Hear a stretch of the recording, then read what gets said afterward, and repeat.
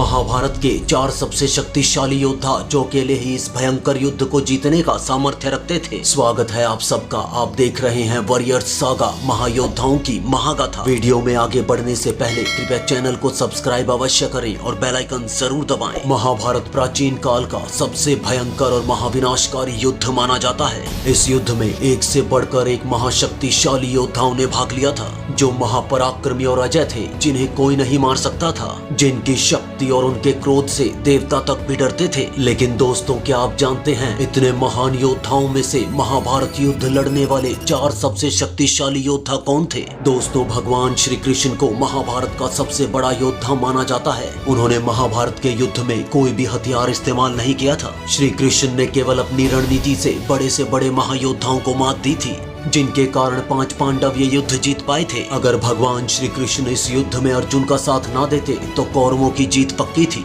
इसलिए आज हम महाभारत युद्ध लड़ने वाले 4 सबसे शक्तिशाली योद्धाओं के बारे में जानेंगे।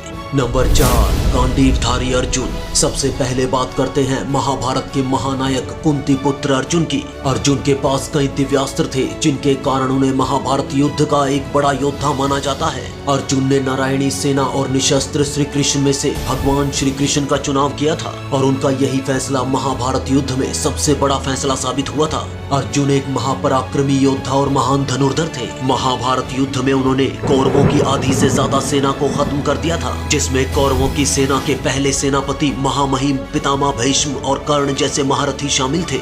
नंबर 3, गुरु द्रोणाचार्य। गुरु द्रोणाचार्य महाभारत युद्ध के एक महापराक्रमी और महान योद्धा थे। उन्होंने ही कौरवों तथा पांडवों को अस्त्र और शस्त्र की विद्या दी थी। उनके पास हर दिव्यास्त्र को चलाने का ज्ञान था, जिसमें नारायणास्त्र, पशुपतास्त्र, ब्रह्मास्त्र जैसे महाविनाशकारी अस्त्र शामिल हैं। द्रोणाचार्य को कभी भी सीधे सीधे पराजित नहीं किया जा सकता था। जब तक उनके हाथ में उनका धनुष था, उन्हें कोई भी मार नहीं सकता था। द्रोणाचार्य की मृत्यु के लिए श्री कृष्ण ने छल किया था। उन्होंने भीम से कहकर अश्वत्थामा नाम के हाथी को मरवा दिया और युद्ध भूमि में द्रोणाचार्य के पुत्र अश्वत्थामा की मृत्यु की झूठी खबर फैला दी, जिसे सुनकर द्रोणाचार्य ने अपने अस्त्र और शस्त्रों का त्याग कर दिया। और तब द्रौपदी के भाई धृष्टद्युम्न ने इसी मौके का फायदा उठाकर गुरु द्रोणाचार्य के सिर को धड़ से अलग कर दिया। नंबर 2, विजयधारी सूर्यपुत्र कर्ण। दानवीर कर्ण को उनके कवच और कुंडल के साथ कभी भी हराया नहीं जा सकता था। इसलिए पहले छल से देवराज इंद्र ने एक ब्राह्मण का रूप लेकर कर्ण के कवच और कुंडलों का त्याग करवाया। कर्ण के कवच और कुंडल इतने शक्तिशाली थे कि इन्हें बड़े से बड़ा कोई भी दिव्यास्त्र भेद नहीं सकता था। जब तक वे कर्ण के पास थे, उन्हें कोई मार नहीं सकता था। लेकिन बिना कवच और कुंडल के भी महारथी कर्ण महापराक्रमी और महाशक्तिशाली थे। जब तक उनके हाथ में उनका विजय धनुष था, उन्हें कोई हरा नहीं सकता था। कर्ण ने महाभारत युद्ध में नकुल, सहदेव, भीम और युधिष्ठिर तक को हराया था।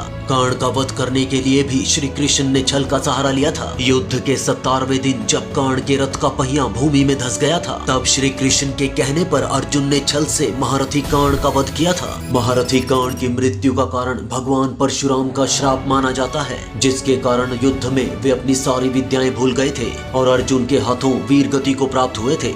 नंबर 1, पितामह भीष्म। गंगा पुत्र पितामह भीष्म महाभारत युद्ध के सबसे शक्तिशाली योद्धा थे। उन्हें अपने पिता राजा शांतनु से इच्छा मृत्यु का वरदान प्राप्त था, जिसके कारण वे अजय थे। उनकी इच्छा के विरुद्ध उनकी मृत्यु नहीं हो सकती थी। महाभारत युद्ध में पितामह भीष्म ने पांडवों की सेना में घोर विध्वंस मचाया था। 10 दिनों तक भयंकर युद्ध करते हुए पांडव भी ये समझ चुके थे कि पितामह भीष्म को हराना असंभव है। पितामह भीष्म इतने शक्तिशाली थे कि उन्होंने अपने ही गुरु परशुराम जी को भी युद्ध में हराया था। उनके बाणों में इतनी शक्ति थी कि वे एक दिन में पांडवों की सेना के 10,000 से अधिक सैनिकों का वध कर देते थे। उनके सामने पांडवों का कोई भी योद्धा टिक नहीं सकता था। पितामह भीष्म इतने शक्तिशाली थे कि उन्होंने भगवान श्री कृष्ण को उनकी प्रतिज्ञा तोड़ने के लिए मजबूर कर दिया था। तब भगवान श्री कृष्ण के कहने पर अर्जुन शिखंडी को पितामह भीष्म के रथ के सामने ले आए, जिसके बाद पितामह भीष्म ने सभी अस्त्रों और शस्त्रों का त्याग कर दिया। और इसी मौके का फायदा उठाकर अर्जुन ने पितामह भीष्म पर सैकड़ों बाण दागे और अनगणित बाणों से उन्हें छलनी करने के बाद बाणों की शैया पर लेटा दिया। लेकिन उसके बाद भी पितामह भीष्म ने अपने प्राणों का त्याग नहीं किया और पूरा महाभारत युद्ध अपनी आंखों से देखा। अपने प्राण त्यागने से पहले उन्होंने सभी योद्धाओं को कई ज्ञान के उपदेश भी दिए, जिसे भीष्म नीति के नाम से जाना जाता है। महाभारत का युद्ध खत्म होने के बाद सबसे महान और पराक्रमी योद्धा पितामह भीष्म ने स्वयं अपनी इच्छा से अपने प्राणों का त्याग किया।